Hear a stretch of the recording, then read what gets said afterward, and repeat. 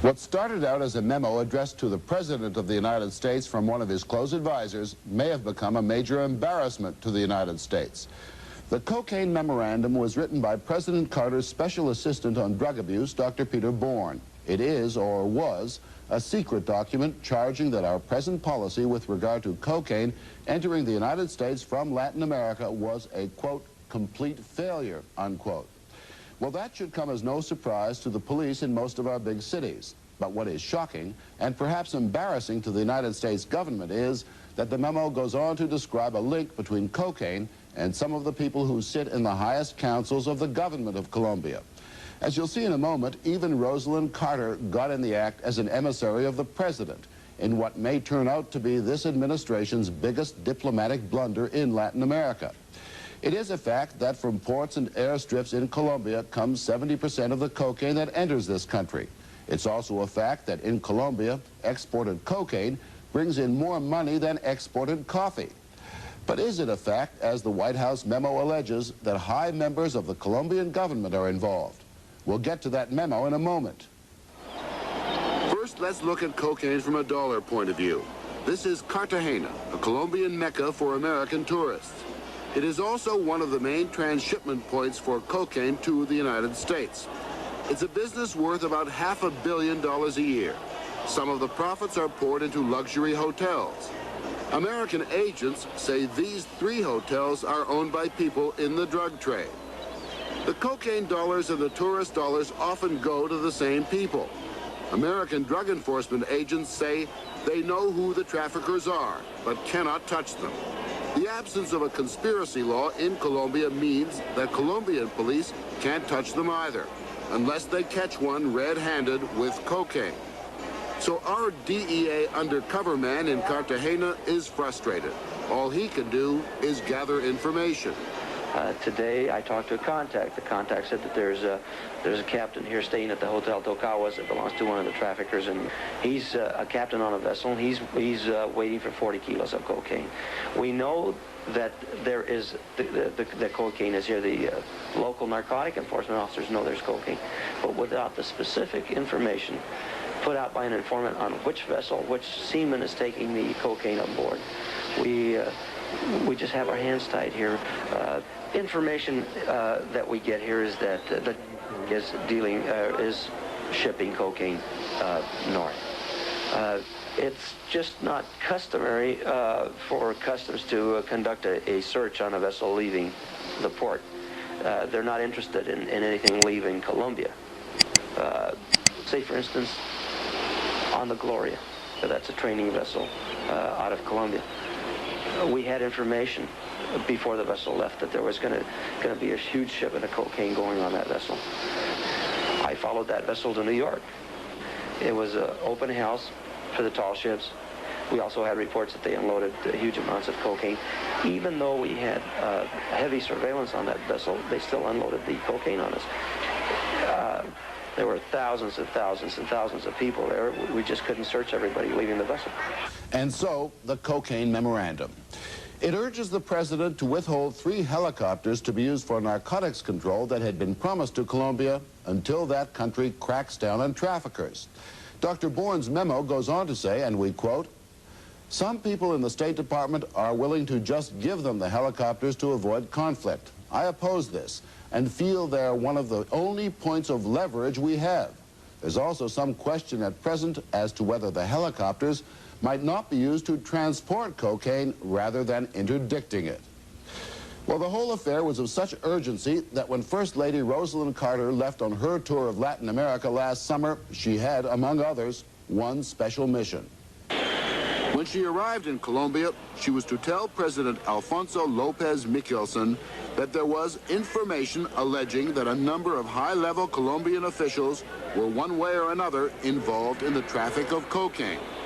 Mrs. Carter herself did not carry the names, but she told President López that Dr. Bourne, the president's special assistant and author of that memo, would come to Bogota with a list of names and supporting evidence. So Peter Bourne went to the presidential palace with that list that Rosalind Carter had promised President López. It was a secret and explosive document for not only did it name a number of low-level government officials, but 2 members of President Lopez's cabinet, the Minister of Defense and the Minister of Labor. And there was a 3rd name, even more explosive, the man most likely to be the next president of Colombia.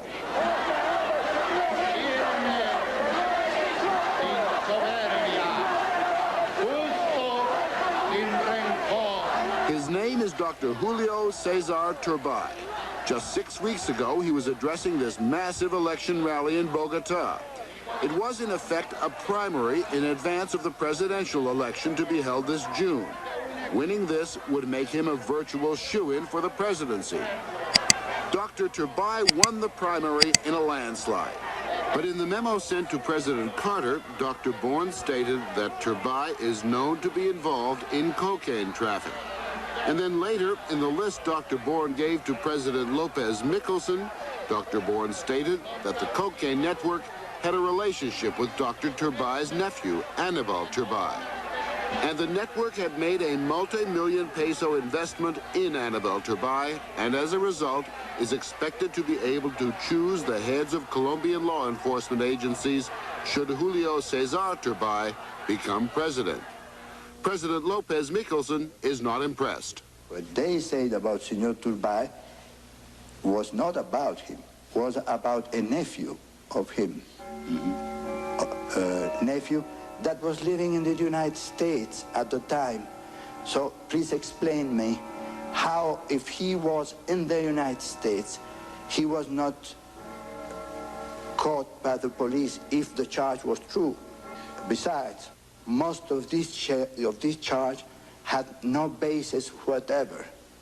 They had acted superficially, taking into account gossip from all sorts of people that had no information, and the information they received, they never checked, as I can prove every time. And yet, the influence of the traffickers seems to be extremely insidious. It seems to, one way or another, reach into government, whether individuals know it or not. Is that correct?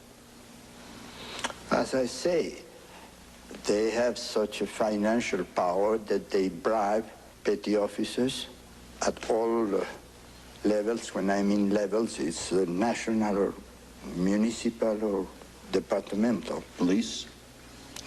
Police and civil service. We've only got 5 agents working the entire country of Colombia. We've got just a handful of Colombian agents that are very capable of doing it, but they don't have the means, they don't have the equipment to be able to enforce the laws adequately. And the bad guys are winning the war. Why has the battle against cocaine been so difficult? Why have you not been able to knock it out? Well, let's put things the other way. Why is it so difficult for the United States to stop cocaine entering into the United States? Well, it's a small... If you have such resources, such a big army, such a powerful navy, such an army force, and you cannot stop cocaine entering the United States, how do you expect a small country with a coast on the 2 oceans, fighting with far less resources than the United States, to avoid cocaine entering into Colombia? Let's be frank about it. We are not corrupting the Americans. The Americans are corrupting us. We are not selling our cocaine in Times Square. But much of the profits of those sales, no matter who does the selling, returns to Colombia. And it's no secret to Colombian newspapermen. All these financial institutions in Colombia know that this money is there. The government knows it's there because it wouldn't have opened that famous sinister window in the National Bank to channelize all this money that the government knows comes from drug traffic. What's this sinister window? It's called La Ventanilla Siniestra, a sinister window in the National Bank where dollars are traded without asking where they come from. Any kind of dollars. And the government knows that 90% of the dollars that are traded there come from drug traffic. Enrique Santos is the editor of Alternativa, a radical Colombian weekly. His father is the managing editor of El Tiempo, one of the most highly regarded newspapers in Latin America. Though father and son are poles apart politically, they both agree that the power of cocaine dollars can have a mighty hold over politicians in Colombia. So what about those allegations made by Peter Bourne against Oscar Montoya, the Minister of Labor, and General Abraham Varón, Minister of Defense, and against Dr. Turbay? What do the local newspapermen think of these American allegations? And in relation to Turbay's immediate family, a lot of things are alleged, but very difficult to prove. I'm almost convinced that him, personally, he's not involved because he's a very shrewd politician all his life, so he's not so dumb. Montoya was a surprise to us in Alternativa. We were the first publication to publish that name here. Came from a very good source. But in a way it was surprising because this person hasn't been identified with this kind of deals, no? He's a very reactionary person, but apparently he was an honest guy. And the elder Santos dismisses the charges against General Varón, the Minister of War, as he calls him.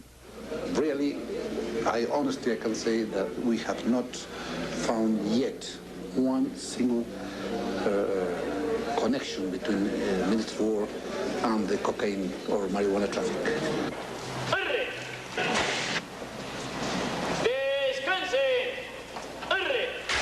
There are some comic opera elements in this story. There may well be high-level officials who are corrupt, but leave it to the Americans to sniff out the wrong ones.